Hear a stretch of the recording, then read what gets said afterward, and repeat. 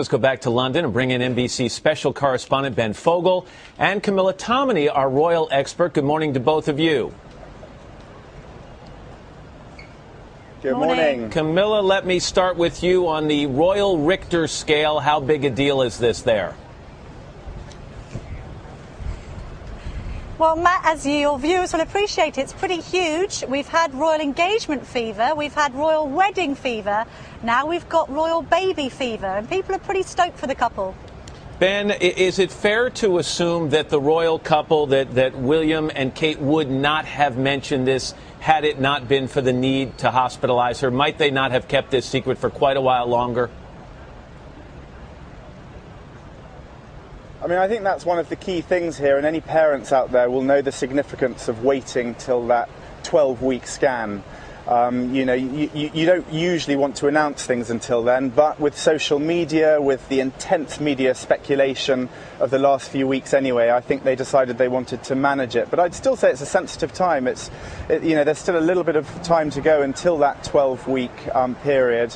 But, you know, as Camilla said, the world is already descending on London, and everyone has a huge smile on their faces. And Camilla, you even start to speculate as to what type of a life this little baby will lead, whether it's a boy or a girl. Obviously a life of great privilege, but also a life lived in the spotlight.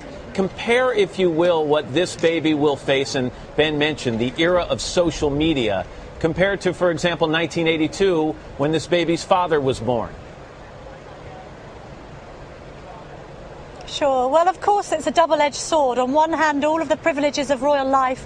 On the other, a life lived in the public gaze. That said, I think a lot has changed since 1982, Matt. Yes, when Prince William was born, of course, there was the photo call on the hospital steps, and then he was seen forever with Diana, both in public and private moments. William will be keen not to repeat that too much. He will not want his own child to live in the public gaze as he did, just as he doesn't want Kate living the life that Diana did. And actually, I think, yes, there is a huge amount of interest, of course, social networking having changed things and all the rest of it.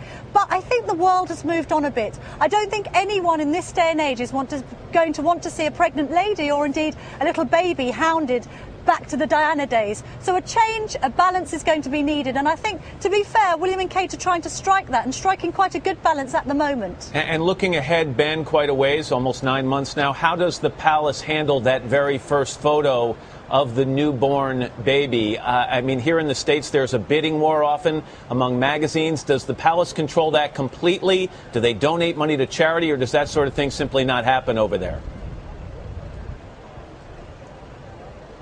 Well, you know, as we saw with the royal wedding, both William and Kate like to manage themselves. They're very opinionated. They make their own decisions. They're passionate about charities.